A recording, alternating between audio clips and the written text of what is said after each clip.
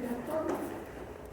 Y el organismo tiene mecanismos para los cuales activarse o desactivarse en vista de las necesidades que podamos tener.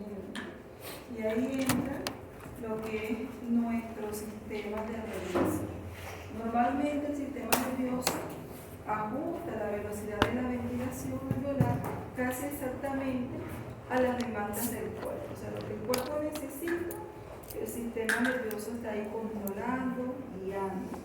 De modo que la presión parcial de oxígeno, la PO2, y la presión de dióxido de carbono, la PCO2, en la sangre arterial apenas se altere, incluso durante ejercicios intensos. Y la mayoría de los demás tipos de agresiones respiratorias.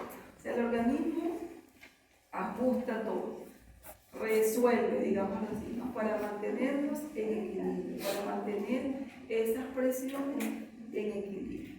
La regulación del intercambio gaseoso es posible porque la ventilación es controlada rigurosamente, tanto a nivel central como a nivel periférico, para poder lograr que nosotros estemos en equilibrio. ¿Se imaginan si nosotros tuviésemos que estar pensando voy a respirar y resulta que en un minuto tengo que respirar mínimo 14 pensamientos? Respiro.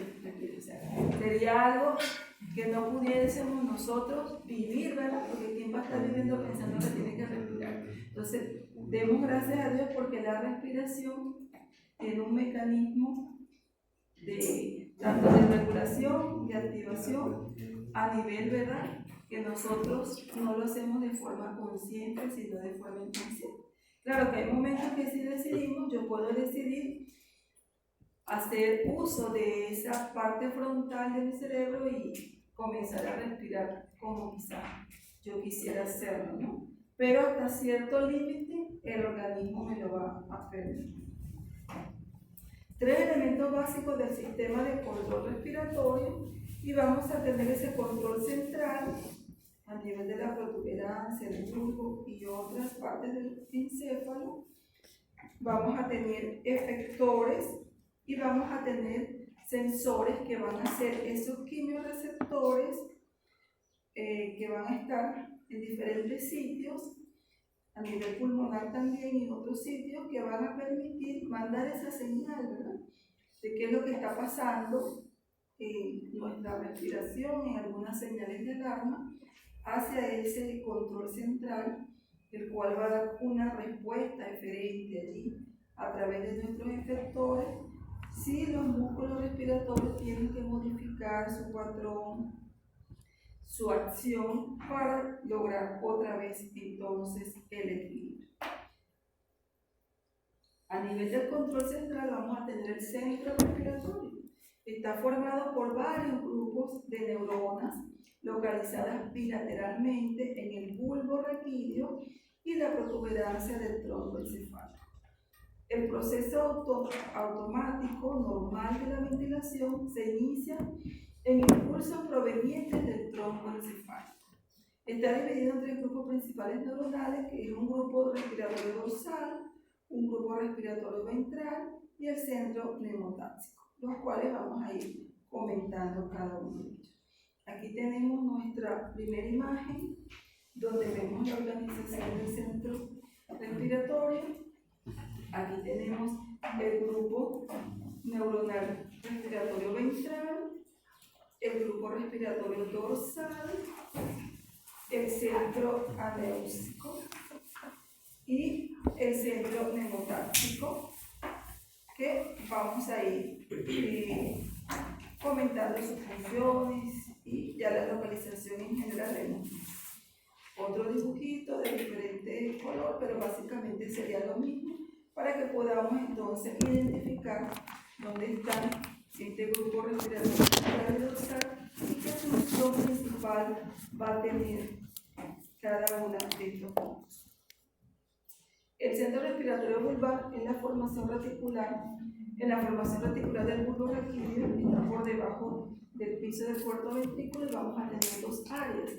Un grupo de área dorsal, que es el grupo respiratorio dorsal, Básicamente se va a encargar de lo que es el proceso de la inspiración.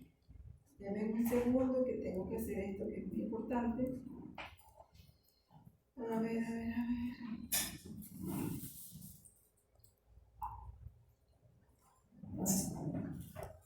Un segundito, porque si no, no me van a dejar.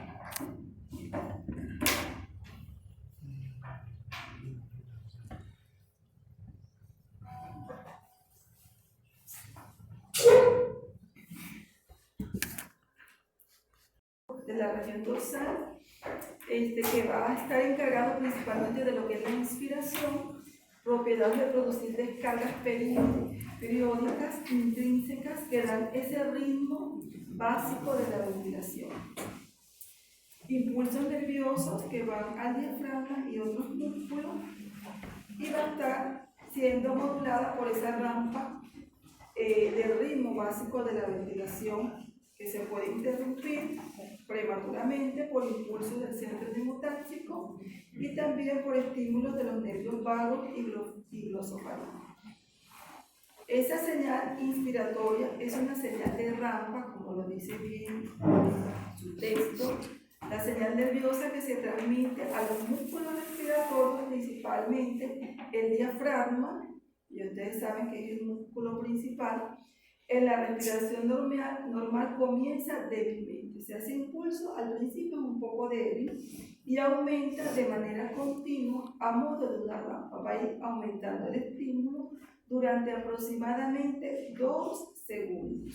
Después se interrumpe de manera súbita durante aproximadamente los 3 siguientes segundos, lo que inactiva la excitación del diafragma y permite el retroceso elástico de los pulmones y de la pared torácica producida durante la expiración. Okay, entonces vamos a recordar que esta señal en la inspiración es una señal de tipo rampa, ¿verdad? Que va a tener principalmente esa característica de ir comenzando poco a poco, la señal aumenta aproximadamente esos 2 segundos que dice, pero luego se corta de manera súbita, unos 3 segundos. Acuérdense que necesita el organismo mandar la señal para que el diafragma se contraiga y luego ya no manda la señal para que se produzca entonces la inspiración de forma pasiva, como ustedes ya saben. Después comienza la nueva señal inspiratoria para otros. Y así estamos mandando señal, dejando de mandar señal, pero nosotros ni nos damos cuenta de todo eso lo que está haciendo nuestro sistema central, ¿verdad? Se controlan 2 características de la rampa. Se controla el control de la velocidad de aumento de la señal de la rampa. Expiración forzada, la rampa sube rápidamente. Si nosotros decidimos hacer una expiración forzada, por ejemplo, en la espirometría, se va a controlar. Se llenan rápidamente los pulmones, ¿verdad? Porque eso es lo que se quiere hacer allí, ¿no? Cuando expiramos forzadamente, botamos el pulmón, o sea, se manda una señal porque necesitamos recuperar ese aire, ¿no? Eso quiere decir este control de velocidad. Control del punto limitante en el que se interrumpe súbitamente la rampa. Entonces, estos serían los 2 momentos de control. Aquí se controla la frecuencia respiratoria. Cuanto antes se interrumpa la rampa, menor será la duración de la inspiración. Si, por ejemplo, la señal va, pero se necesita interrumpir, si yo lo hago de forma rápido, antes de los segundos que corresponde, ¿qué va a pasar con la frecuencia respiratoria? Se va, como dice aquí, a controlar, se va a interrumpir. Acorta la duración de la expiración y aumenta la frecuencia de la respiración.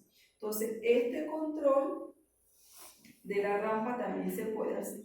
Porque nosotros de forma autónoma, ¿verdad? Podemos también decidir aumentar la frecuencia respiratoria, bajarla, pero va a haber circunstancias en las cuales el organismo tiene que acortar esto, la duración de la respiración, para que aumente la frecuencia respiratoria para compensar.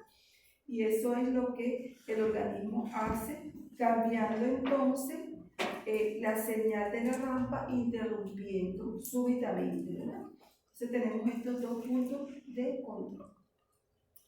El grupo de la región ventral, también llamado grupo respiratorio ventral, está localizado a ambos lados del bulbo rectilineo y contribuye tanto a la inspiración como a la expiración, pero preferentemente con la expiración.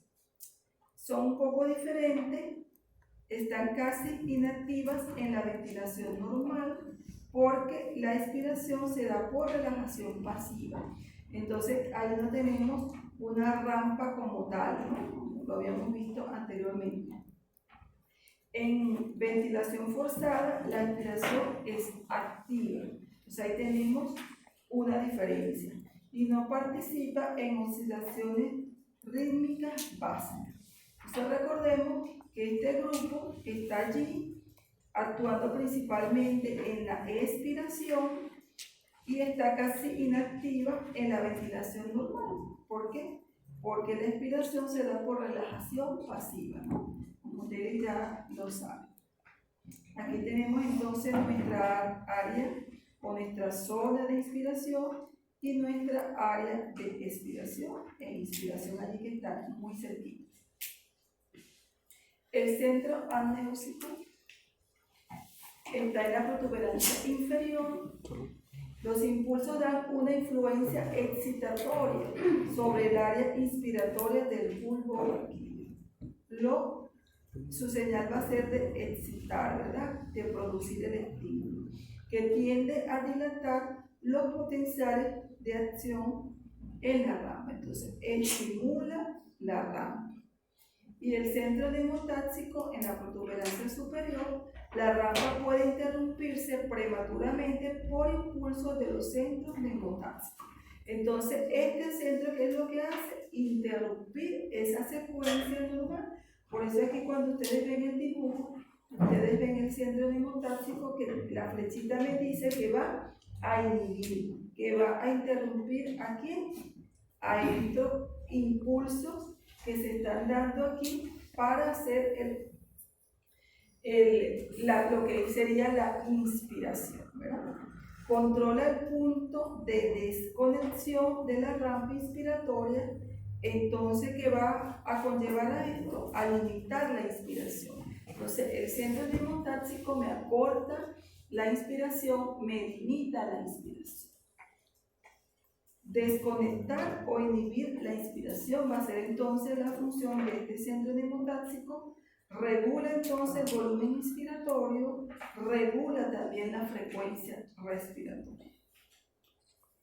Una señal neumotáxica intensa puede aumentar la frecuencia respiratoria hasta 30 a 40 respiraciones por minuto. Fíjense lo importante que es su actividad.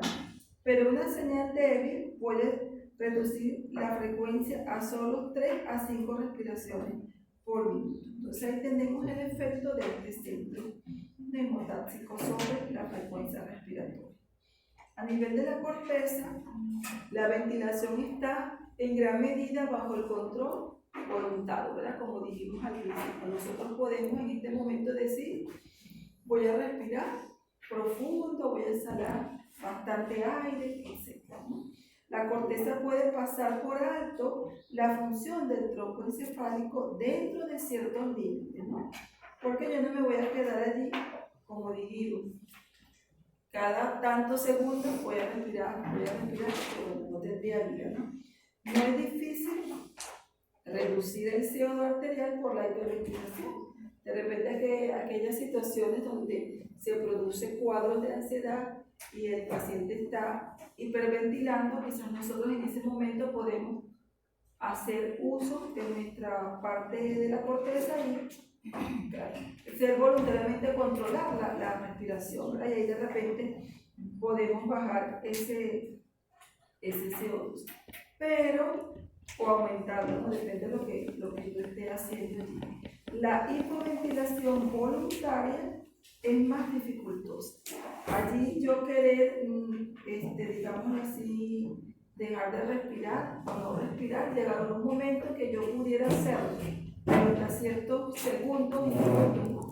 Porque después las respuestas que se van a dar por las alteraciones de la presión de CO2 y la presión de oxígeno van a requerir que se activen los movimientos involuntarios de la respiración, o tú te desmayas y sigues respirando, o algo pasa contigo, pero no vas a lograrlo, ¿no?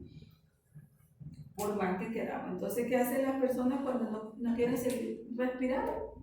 Toman otras medidas, ¿no? Es decir, yo no voy a respirar. Mentira. Llega un momento que lo vas a hacer. En cambio, si quieres de verdad hacer eso, entonces utilizan otros métodos más radicales, ¿verdad? Que ustedes quizás ya lo conocen. Entonces, la detención voluntaria de la respiración está limitada por esto, porque se van a presentar cambios a estos niveles que no lo van a permitir.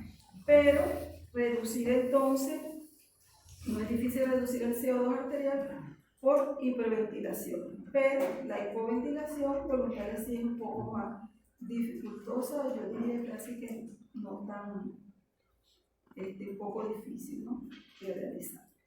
Los centros respiratorios son entonces responsables de generar el patrón rítmico de inspiración y expiración, como lo acabamos de decir. Están localizados en el bulbo raquídeo y la protuberancia del tronco encefálico. Reciben señales ¿de dónde? De los quimiorreceptores, como lo comentamos, del pulmón y de otros receptores, y también de la corteza. Todo está integrado. Sus eferentes más importantes van a ser los nervios frénicos. Entonces vamos a ver un poco de los efectores. ¿Quiénes van a ser los músculos principales de la ventilación? El diafragma, los músculos intercostales, abdominales y los músculos accesorios como el esternocleidomastoideo. Es importante que estos músculos actúen coordinadamente, porque si los inspiratorios ahorita no quieren hacer su función y los expiratorios entonces se quieren intercambiar el ritmo, ¿qué pasaría? Muerte súbita, como dice Kubler. Si hay una descoordinación, puede causar muerte súbita en los plantares.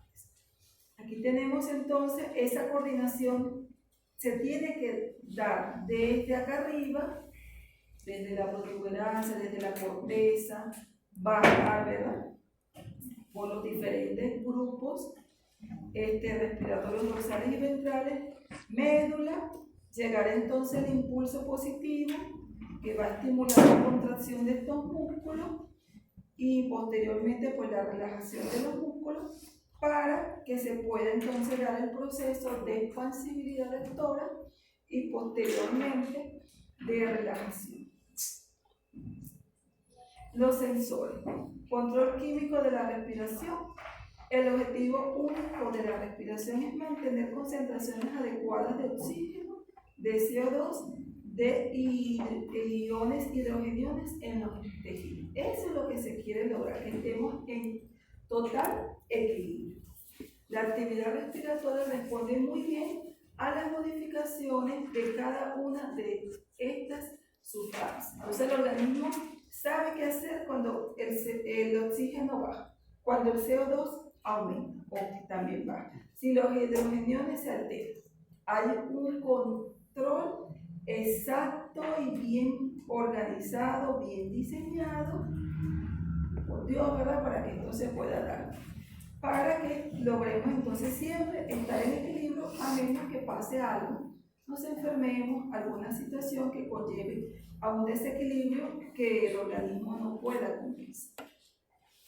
El exceso de CO2 o de iones hidrógeno en la sangre actúan principalmente de manera directa sobre el propio centro respiratorio. Entonces, ellos actúan directamente acá, haciendo que se produzca un gran aumento de la intensidad de la señal motora, tanto inspiratoria como expiratoria, hacia los músculos respiratorios.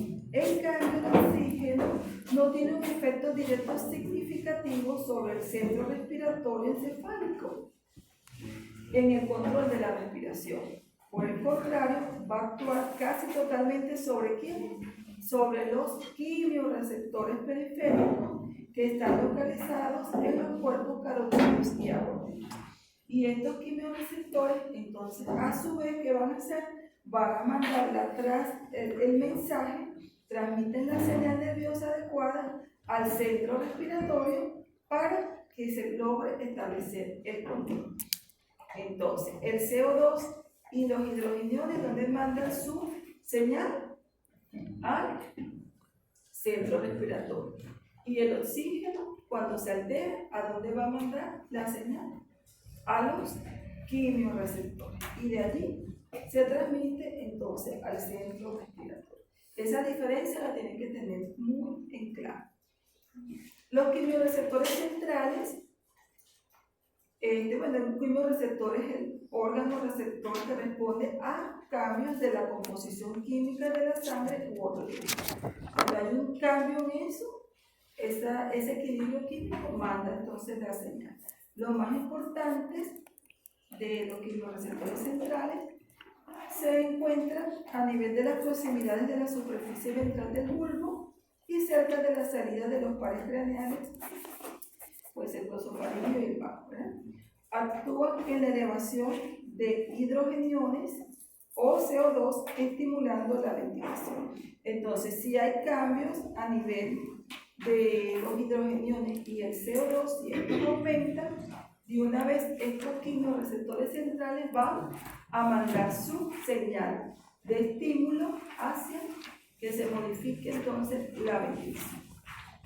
Y aquí tenemos esta figura que nos va a representar el ambiente de los quimiorreceptores centrales. Aquí tenemos nuestros quimiorreceptores, este es el líquido cefalorraquídeo, aquí tenemos el líquido extracelular y nuestros vasos sanguíneos, la barrera hematoencefálica.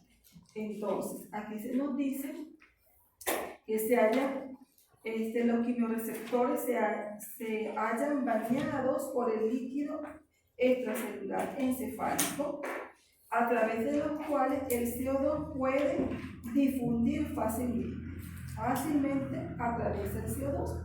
El CO2 reduce el pH del líquido cefalorraquídeo. Entonces la acción sería reducir ese pH. Y de ese modo se estimula al quimiorreceptor. Los iones, hidrogeniones y bicarbonato no pueden atravesar con facilidad la barrera hematoencefálica. Estos dos no pueden atravesar de forma fácil esta barrera y por lo tanto el estímulo a nivel del quimiorreceptor va a estar dado por el CO2. Y aquí tenemos otra forma que también actúa ese CO2. Aunque el CO2 tiene poco efecto directo en la estimulación de las neuronas de la zona, como dice aquí, de la zona donde están los quimiorreceptores sensibles, tiene un efecto indirecto potente. Aquí está la zona quimiosensible y aquí tenemos la zona inspiratoria. Entonces, ¿cómo se consigue ese efecto? Reaccionando con el agua. Entonces decíamos que el CO2 se une a agua y forma, ¿qué forma? El ácido carbónico, que se va a disociar en bicarbonato y hidrogenio. Después estos hidrogeniones tienen un efecto estimulador directo sobre la zona, ¿verdad?, inspiratoria. Entonces, de esta manera el CO2 va a actuar también aquí, no directamente quizás a esta zona, pero va a mandar la señal aquí, que igual es una señal que va a tener un estímulo, una respuesta importante, ¿verdad?, ante ese estímulo que ha dado.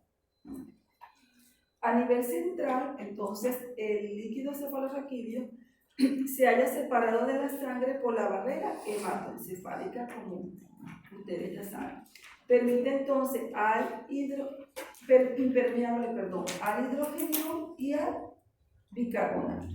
Y el CO2 que dijimos se difunde a través de ella con facilidad. Si la presión de CO2 aumenta, el CO2 difunde al líquido cefalorraquídeo, esto regula entonces el pH del líquido cefalorraquídeo. Entonces, este sería el mecanismo de regulación. Cuando aumenta la presión del CO2 a ese nivel, generar hiperventilación hace que la PCO2 sanguínea descienda y también en el líquido cefalorraquídeo. El pH normal del líquido cefalorraquídeo es de 7.32. Aquí tenemos una figura que nos permite ver el efecto de la presión de CO2 sanguínea, ¿verdad? Y de la disminución de lo que es el pH arterial. Entonces aquí tenemos nuestro rango de normalidad de la presión de CO2, que diríamos que es, ¿cuánto? 40, ¿verdad? Y aquí tenemos qué pasa con la ventilación alveolar cuando hay cambios a nivel de la presión de CO2 o a nivel del pH cuando este cambia, aumenta, ¿verdad? O disminuye. Entonces, el aumento muy marcado de la ventilación, que produce un aumento de la presión de CO2 en el intervalo normal entre 35, que sería más o menos aquí, y 75 milímetros de mercurio. Esta es lo que nos está representando la curva. Lo que demuestra es el gran efecto que tienen las modificaciones de PCO2 en el control de la respiración. Entonces, este PCO2 aumenta. ¿Qué pasa con la ventilación? Rápidamente también va a modificarse, ¿verdad? También va a aumentar. Por el contrario, la magnitud del efecto de la modificación de la respiración en el intervalo normal de pH, que está aquí, 730, 750, es menor de 1 a 10. Pues el efecto en la ventilación, fíjense que no es tanto que lo que se produce cuando hay modificaciones de la PCO2. Hay un gran efecto aquí en la ventilación alveolar y no cuando hay esas modificaciones allí de esos rangos en el pH. Los quimiorreceptores centrales entonces se localizan cerca de la superficie ventral del bulbo, son sensibles entonces a la presión de CO2, pero no a la presión de oxígeno sanguíneo. Esto es para ir concluyendo los conceptos en cuanto a los quimiorreceptores centrales. Responden al cambio en el pH del líquido extracelular y el líquido cefalorraquídeo cuando el CO2 difunde fuera de los capilares cerebrales.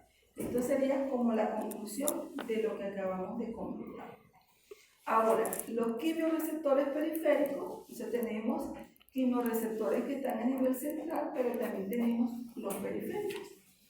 Este es otro mecanismo también para controlar la respiración. Hay receptores químicos nerviosos especiales denominados quimiorreceptores en varias zonas fuera del encéfalo, pero ya no están allá a nivel central, sino a nivel periférico.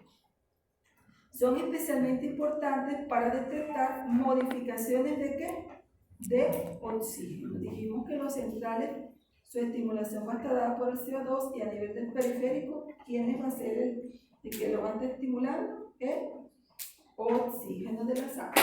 Aunque también responden en menor grado a las modificaciones de la concentración de CO2 y también de los hidrogeniones. Los quimiorreceptores transmiten señales nerviosas al centro respiratorio del encéfalo para contribuir a la regulación de la actividad respiratoria. Entonces ellos también van a participar en la regulación cuando hay alteración del oxígeno, de la presión de oxígeno.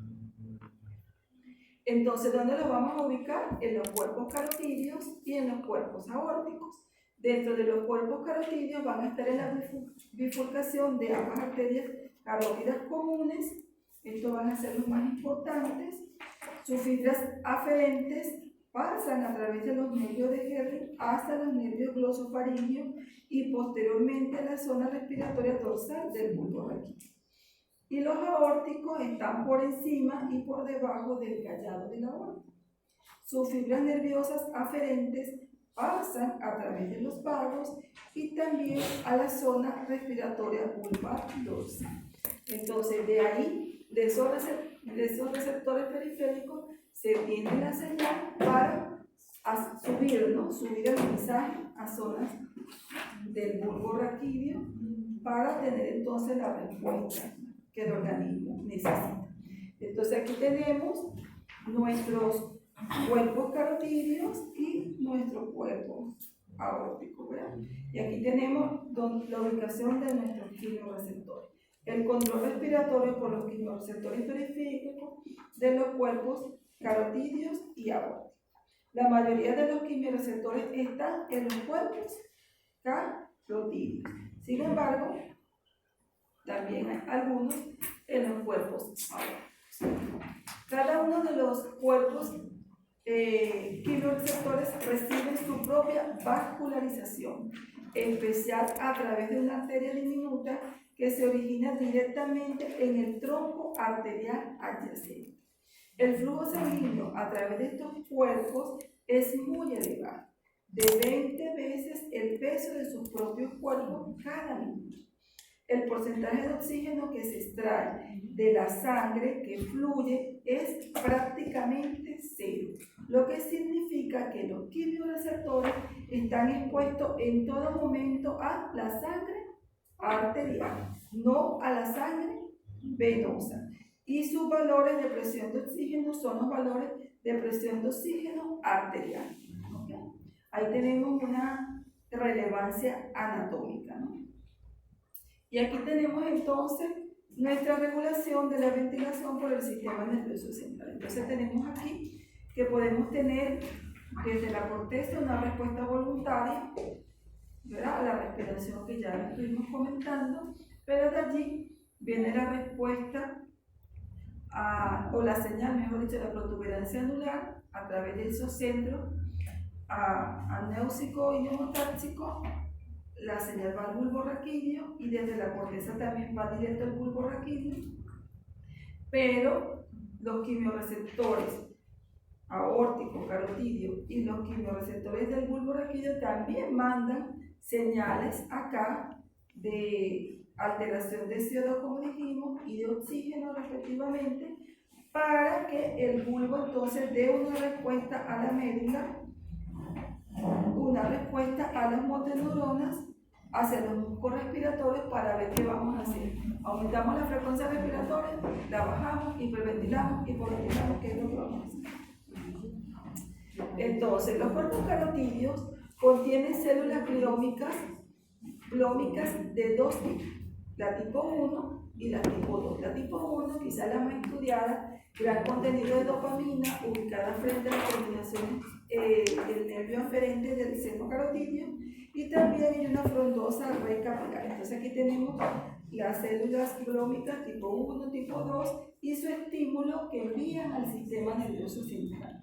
Ahí, por supuesto, cerquita de los capilares, tomando en cuenta estos cambios de presión de oxígeno, y va a pasar entonces el estímulo acá. Todavía se desconoce completamente ese mecanismo exacto por la cual una presión de oxígeno baja excita a esas terminaciones nerviosas de los cuerpos carotídeos y aórticos. Sin embargo, estos cuerpos tienen muchas células muy características de aspecto glandular, denominadas células glómicas, que establecen sinapsis directa o indirectamente con las terminaciones nerviosas. Todavía no se sabe mucho, pero las evidencias actuales sugieren que estas células glómicas actúan como quimiorreceptores y después estimulan las terminaciones nerviosas para dar la señal cuando el oxígeno está alterado. Las células glómicas tienen canales de potasio sensibles al oxígeno que son inactivados cuando los valores sanguíneos de la presión de oxígeno disminuyen de forma importante. Entonces, ellas dan una señal. Específicamente, ¿cuál es el mecanismo? No, todavía no está bien claro, pero bueno, ya se ha estudiado bastante al respecto. Esta inactivación provoca la despolarización de las células, lo que a su vez abre los canales de calcio activados por el voltaje y aumenta la concentración intracelular de iones de calcio. Este intercambio en los iones de calcio estimula la liberación de un neurotransmisor que activa las neuronas aferentes que envían señales al sistema nervioso y estimula la respiración. Aunque estudios anteriores sugieran que los principales neurotransmisores podrían ser la dopamina y la acetilcolina, investigaciones más recientes sugieren que durante la hipoxia el neurotransmisor excitador clave liberado por las células glómicas del cuerpo carotídeo todavía podría ser el triptófano de adenosina. Esto es lo que actualmente se está manejando en consejo. Y aquí tenemos entonces todo lo que hemos dicho en texto, lo vamos a ver aquí. Entonces dijimos que quienes van a estimular a esta célula glómica para que mande la señal, la disminución de el oxígeno, la disminución del oxígeno, de la disminución de la presión de oxígeno. ¿A cuál receptor? Bueno, dijimos que todavía no está muy claro, pero se cree que es el triptófano de adenosina. Entonces, lo estimula a esa sustancia.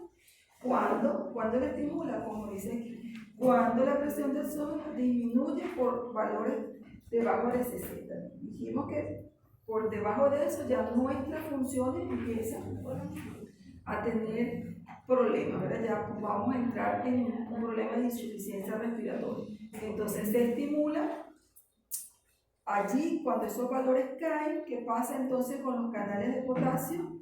Se cierran, haciendo que este cambio de potencial de membrana permita la entrada, se abran, ¿verdad? Los canales de calcio se abran, entra allí el calcio, ello estimula la liberación probablemente de ATP, como sale aquí en la figura. Se libera entonces el ATP y manda la información. Se activan las fibras aferentes que emiten la señal al sistema nervioso central y estimula entonces la respiración. En resumen, la presión de CO2 se baja, los canales de potasio se cierran, se despolariza la membrana, aumenta la concentración de iones de calcio, como dice aquí, citosólicos. Ello estimula la liberación de los neurotransmisores, donde se ve que el ATP es uno de los más importantes. Se da la señal a la fibra aferente y luego la señal al sistema nervioso central. Y esto es un mecanismo muy importante para nosotros, ¿verdad? Cuando estamos con esa disminución de oxígeno. Entonces aquí tenemos otro esquema. Aquí tenemos las células gliales, la tipo 1, la tipo 2, y cómo manda su señal. Y en este otro representación, la figura B, vamos a tener la respuesta no lineal a la presión de oxígeno arterial. Se observa que la respuesta máxima se produce por debajo de 50 milímetros. O sea, cuando llega quizás aquí, va a haber una respuesta cuando esto comienza a bajar. Pero si estos valores descienden por aquí, hay una respuesta, fíjense, sumamente rápida. El porcentaje de la respuesta, mire aquí. Cuando la presión de oxígeno arterial baja a 50, dijimos que ya por debajo de 60 ya es una alarma, pero imagínense por 50, el estímulo de la respuesta va a ser rápida. Mira aquí cómo sube rápidamente, ¿verdad? La línea. Entonces los quimioreceptores periféricos van a responder a la disminución principalmente de la presión de oxígeno. También puede responder a la disminución de pH y al aumento de la presión de CO2. La descarga es relativamente escasa hasta que la presión de CO2 menor de 100 milímetros de mercurio, pero luego aumenta rápidamente, como lo vimos en la imagen. Los quimioreceptores periféricos son responsables de cualquier aumento de la ventilación en respuesta a la hipoxemia arterial. Entonces ellos fácilmente responden y mandan la señal a nivel central. La respuesta a los cambios de presión de CO2 es mucho menor y menos importante, ya lo dijimos, y los cuerpos carotídeos, pero no los aórticos, como dice aquí, los cuerpos carotídeos, pero no los aórticos responden a la caída del pH arterial. Entonces, estos van a responder a esto también, pero los aórticos van a responder entonces a la caída del pH arterial. Entonces, tenemos estos dos quimioreceptores periféricos que van a responder tanto principalmente a la disminución de la presión de oxígeno, pero también a la de CO2 en menor relevancia, y también a la presión, a la caída del pH, ¿verdad? Entonces, para concluir esta parte, están localizados los quimioreceptores periféricos, los cuerpos carotídeos y aórticos, responden al descenso de la presión de oxígeno arterial y aumento de la presión parcial de CO2 y de los hidrógenos. Y ellos van a responder rápidamente por el mecanismo que acabamos de mencionar. Aquí tenemos entonces un poquito de lo que pasa, ¿no? Una ventilación inadecuada para las necesidades corporales puede disminuir la presión de oxígeno o elevar la presión de CO2 en la sangre. Cuando hay algún problema que cause alteración de la ventilación. La disminución entonces de la presión de oxígeno de la sangre afecta a los quimioreceptores de los cuerpos carotídeos y aórticos, y la presión de CO2 elevada de la sangre y del líquido cefalorraquídeo van a afectar a cuáles quimioreceptores, los centrales. Los impulsos de estos cuerpos carotídeos, carotídeos y aórticos, llegan al centro respiratorio a través de los nervios. ¿Cuáles nervios? El glosofaringeo y el vago, ¿verdad? Los impulsos de esos quimioreceptores centrales llegan al centro respiratorio y los impulsos de los centros respiratorios descienden ¿a dónde? A la médula espinal para llegar ¿a dónde? Al diafragma a través de los nervios frénicos y de los músculos intercostales a través de los nervios intercostales para aumentar la frecuencia respiratoria y la amplitud de la respiración. Fíjense todos los mecanismos que se activan cuando hay modificaciones de la presión de CO2 y de la presión de oxígeno. La respiración acelerada mejora entonces la ventilación y por lo tanto tiende a modificar la presión de oxígeno, la presión de CO2 y el pH de la sangre. Esto el organismo lo está haciendo de forma compensadora por un tiempo, pero si no tratamos la causa, llegará un momento que ya el organismo no puede, se cansa, ¿verdad? O sea, en el principio empezamos a respirar más rápido. Si ustedes ven en la neumonía, la taquipnea, ¿verdad? Empezamos a respirar más rápido. Pero ¿qué pasa si no tratamos? Ya el organismo se va a cansar, se cae en una insuficiencia respiratoria porque ya nuestros músculos se fatigaron. Pero esta sería la secuencia, para mí muy interesante y bien organizada, de nuestro cuerpo, ¿verdad? Para lograr que esos cambios, ¿verdad?, en la ventilación que no son normales, el organismo pueda compensarlo a través del aumento de la ventilación. Pero también existen receptores a nivel pulmonar, receptores de estiramiento pulmonar denominados. Tenemos uno, que son estos, están en la musculatura lisa de las vías aéreas a nivel de los bronquios y bronquiolos, generan impulso al distenderse el pulmón. Sus impulsos ascienden por fibras milínicas del nervio vago al bulbo respiratorio dorsal si el pulmón está sobredistendido. Actúa similar al centro neumotáxico. Entonces aquí dijimos, el pulmón se infla, ¿verdad? Pero no se puede inflar, digámoslo así, distender más de lo debido. Cuando se sobredistiende, ya tiene que haber un mecanismo que lo controle, porque si no explotaría, ¿verdad? fuera como un globo, lo infla. Los pulmones no pasa esto. ¿Por qué? Porque tenemos receptores pulmonares, como son los receptores de estiramiento pulmonar, que van a evitar eso. Y va a haber también el reflejo de insuflación, que ya lo vamos a nombrar ahorita, de Henry, que también va a permitir que esto no pase. Estos reflejos serían más activos con volúmenes corrientes altos de 1 litro en el ejercicio, ¿no? La deflación del pulmón propone a iniciar la inspiración. Entonces viene el reflejo de relajación.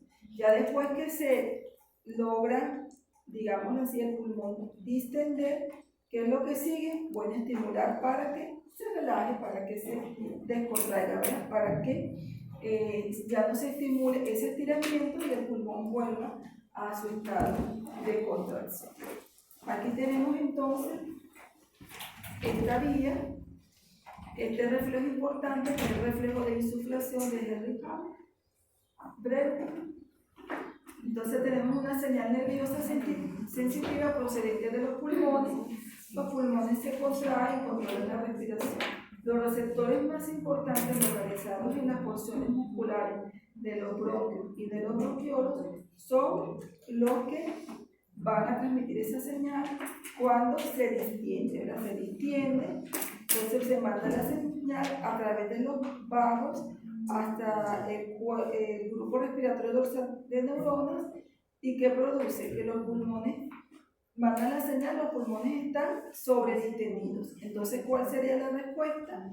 Activa una respuesta de retroalimentación adecuada que desconecta la rampa inspiratoria e interrumpe la inspiración adicional. Entonces, el pulmón, a través de este mecanismo, va a permitir que no sobrepase su capacidad y va a hacer entonces, va a controlar, ¿verdad? Va a permitir que el pulmón vuelva a botar el aire. Una insuflación excesiva del pulmón es regulada por este mecanismo, cuando el pulmón se llena por encima de su nivel. Tenemos entonces también receptores de irrigación a nivel de los pulmones, que son estos entre las células epiteliales de las vías aéreas y son estimulados por gases nocivos, por ejemplo, algún irritante, ¿verdad? Humo de cigarrillo, polvo, inhalado, aire frío. Estos receptores de irritación se estimulan, ascienden por las fibras mielínicas vagales y producen un efecto reflejo, que es la broncoconstricción refleja y la hiperpnea. Entonces, esto también es otro mecanismo por el cual el organismo quiere controlar, quiere que todo esté bien. Entonces, si hay algo que nos irrita, nosotros, nuestra vía respiratoria, entonces tenemos este mecanismo allí. Y esto va a ser de forma inmediata. O sea, si nosotros estamos ante un polvo inhalado, ante un humo irritante, la respuesta de una vez se va a dar. También existen unos receptores llamados receptores J. Son terminaciones de las fibras C amielínicas, también se les llama justacapilares o J. Se ubican en las paredes alveolares próximas a los capilares. Entonces aquí tenemos la representación del dibujito, ¿no? Más o menos aquí. El impulso asciende por fibras amielínicas de conducción lenta del nervio vago y origina ventilación rápida y superficial. Su estimulación intensa causa agonía. Son activados por ingurgitación de los capilares pulmonares y aumento del volumen de líquido intersticial en la pared alveolar. Entonces, si en la pared alveolar hay aumento de líquido intersticial, ¿quiénes van a ser estimulados? Los receptores J, ¿verdad? Y también vamos a tener las fibras bronquiales, irrigadas más por la circulación bronquial, responden rápidamente a sustancias químicas en la circulación bronquial. Respuesta refleja da entonces la ventilación rápida y superficial, broncoconstricción y secreción de humo. Esto con la finalidad de controlar esa irritación, ¿verdad?, que está dando allí la sustancia química. Entonces tenemos otra manera del organismo también responder ante un problema allí a nivel bronquial. Y aquí tenemos entonces cada uno de ellos, lo que acabamos de nombrar, los que son a nivel de nuestros pulmones. ¿Existen otros receptores? Sí. Hay muchos mecanismos. Si no hubiera todos estos mecanismos, nuestro ambiente nos mataría apenas respiráramos, ¿verdad? ¿Por qué? Porque nos tragaríamos las bacterias, los hongos, caemos fulminados. Nos tragaríamos las contaminantes que están a nuestro alrededor, listo. Pero como tenemos muchas formas de protegernos a nivel de lo que es la vía respiratoria, entonces no nos pasa nada de eso. Vamos a tener receptores nasales y de las vías aéreas superiores, receptores a nivel de articulaciones musculares, el sistema gamma, los vasoreceptores arteriales y el dolor y la temperatura también. Entonces todos estos otros mecanismos que van también a proteger la función de nuestro pulmón. Respuesta integral. Entonces, es necesario evaluar la respuesta general a los cambios de la presión de CO2, de oxígeno, el pH y también en el ejercicio. Entonces, decimos, la respuesta del dióxido de carbono, el factor más importante para el control de la ventilación es una presión arterial de CO2, ¿verdad? Si hay alteración en él, va a haber de una vez una respuesta.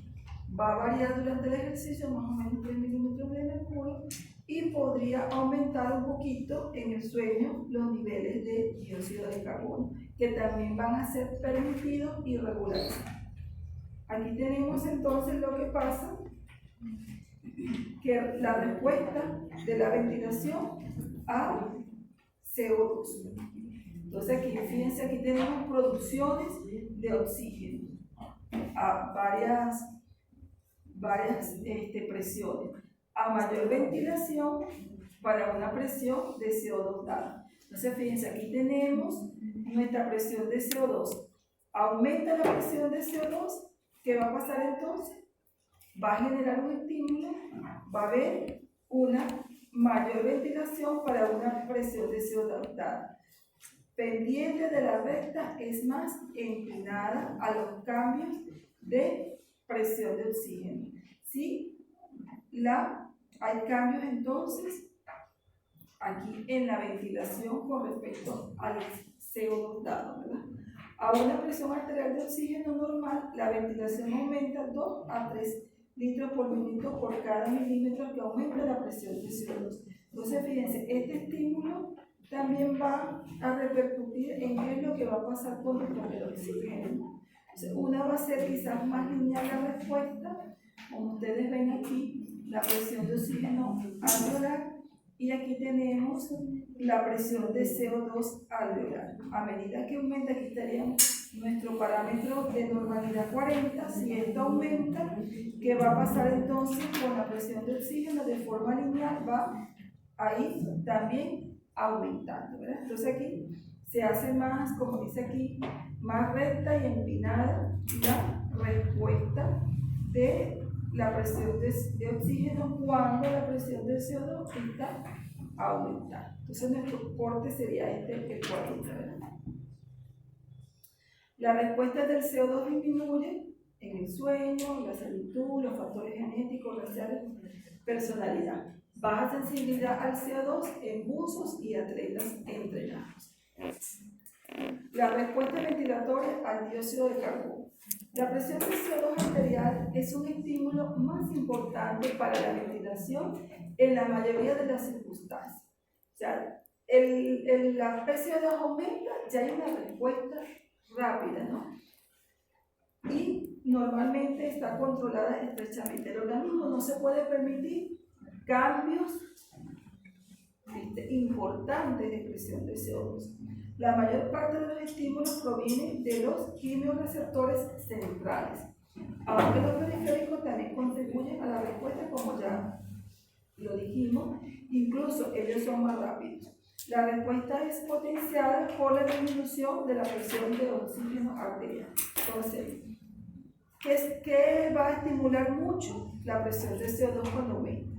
Pero la disminución de oxígeno también va a dar una respuesta rápida al organismo. La respuesta de oxígeno con presiones alveolares de CO2 bajas, las presiones alveolares de oxígeno se puede reducir hasta 50 milímetros de mercurio ante una elevación importante de la ventilación. Si esto baja y esto también baja, va a haber una respuesta. Lo que queremos decir con esto es que el organismo rápidamente va a responder. Aquí tenemos estas curvas de Expotzner. Fíjense aquí, vamos a evaluar la presión de oxígeno. Aquí tenemos la presión de oxígeno en 100, estamos bien, en 80, está normal. ¿Qué pasa cuando la presión de oxígeno baja a 60? Fíjense qué pasa aquí con la presión de CO2 alveolar. ¿Qué pasa? Cae, ¿verdad? Está cayendo. ¿Y aquí qué más tenemos? Bueno, básicamente sería esta relación. Aquí tenemos el 100% y estamos en equilibrio con la presión de CO2, está en equilibrio. Pero si esto baja, la presión de oxígeno, entonces la presión de CO2 también va a tener su repercusión. Los efectos combinados de ambos estímulos son mayores a la suma de cada uno por separado. O sea, si la presión de CO2 baja y la presión de CO2 sube y la presión de oxígeno baja, el estímulo para que esto se equilibre va a ser más rápido, va a ascender más rápido a nivel central, ¿verdad? Neumopatías graves, el estímulo hipóxico de la ventilación adquiere mucha importancia.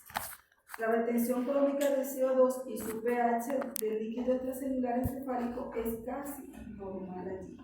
Perdieron la mayor parte del estímulo ventilatorio por CO2 y el principal estímulo de la ventilación es la hipoxemia arterial en estos pacientes con neumopatías crónicas.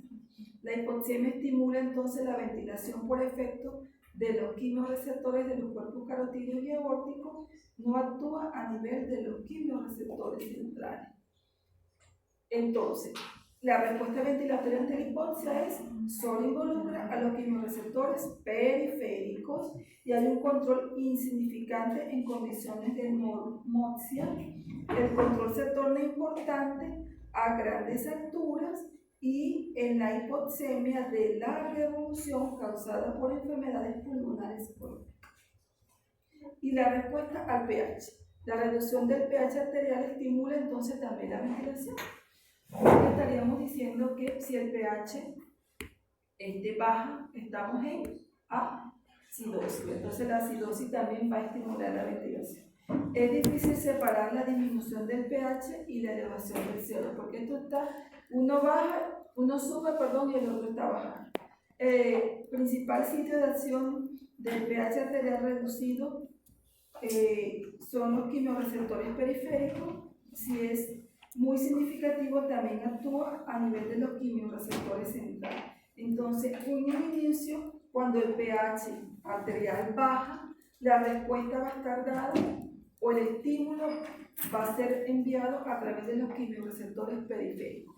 Pero si es muy bajo el pH, donde compromete la vida por debajo de 730, ¿verdad? Se compromete allí 720. Hemos tenido pacientes en 7, no sé cómo está vivo este paciente con 7.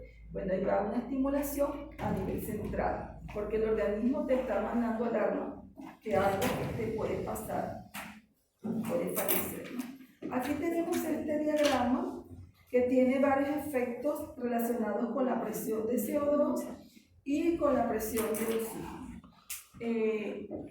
Representa una perspectiva rápida de la forma en que los factores químicos de presión de oxígeno, pH y presión de CO2 van a afectar la ventilación alveolar. Y vemos aquí el rojito va a representar los diferentes rangos de pH cuando se evalúa.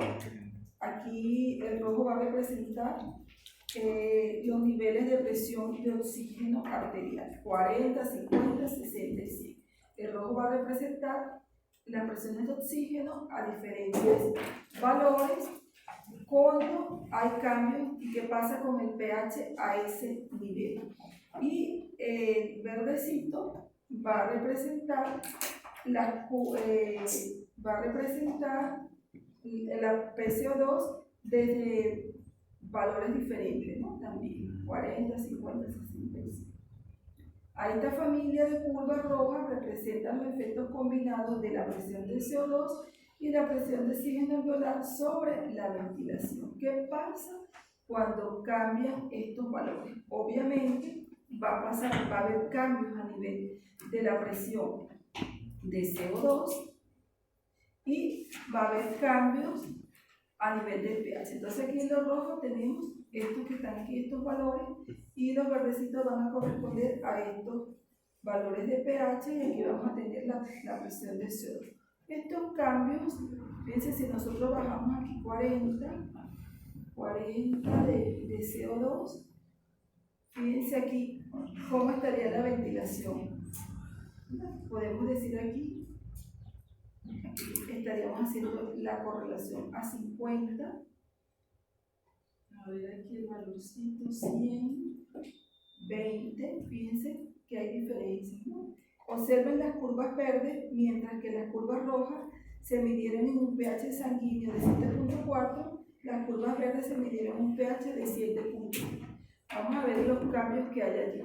Ahora tenemos dos familias de curvas que representan los efectos combinados de la presión de oxígeno y la presión de CO2 sobre la ventilación a dos valores diferentes de pH. Otras familias de curvas estarían desplazadas hacia la derecha a pH mayores y hacia la izquierda a pH menores. Entonces, hacia acá, pH mayores y hacia acá a pH menores. Así, utilizando este diagrama, se puede predecir el nivel de ventilación alveolar para la mayor parte de las combinaciones de la presión de CO2 alveolar y la presión de oxígeno alveolar y el pH arterial. Entonces, para representar qué pasaría con los cambios de CO2 alveolar y de la ventilación a diferentes pH y qué pasa con el oxígeno. Realmente lo que pasa es que si la presión de oxígeno baja, la presión de CO2 va a subir y el pH va a bajar a diferentes niveles, ¿verdad?, de pH. Porque el organismo lo que quiere es compensar y mantener el equilibrio, ¿no? Y de esta forma lo logra, regulando, bajando uno, sube otro. La regulación de la respiración durante el ejercicio. Durante el ejercicio intenso, el consumo de oxígeno y la formación de CO2 puede aumentar hasta 20 veces, como dijimos, aumenta la frecuencia cardíaca, el ritmo cardíaco. Sin embargo, en el deportista sano, la ventilación alveolar habitualmente aumenta casi exactamente en paralelo al aumento del nivel del metabolismo del oxígeno. O sea, que se mantiene estable. La presión de oxígeno, la de CO2 y el pH en sangre arterial se mantienen casi exactamente normal. Cuando una persona es sana, es deportista, de repente bien alimentado, no tiene ningún problema, el hacer deporte incluso a su máximo rendimiento, esto no se va a modificar. El organismo va a mantener el equilibrio en esa situación de ejercicio. Y aquí se ve en la curva, ¿verdad? Ejercicio moderado, ejercicio intenso, fíjense que sigue siendo lineal el nivel de ventilación total normal. El paciente puede tener una alta intensidad, pero los rangos de diferencia no llegan a comprometer la integridad, digamos, de este sistema de regulación. Y bueno, los otros factores que influyen en la regulación va a ser tarea para ustedes, para que lo lean en el libro. Lo van a leer porque les voy a sacar dos preguntas para el examen. ¿Listo? Bueno, para los que estaban prestando atención.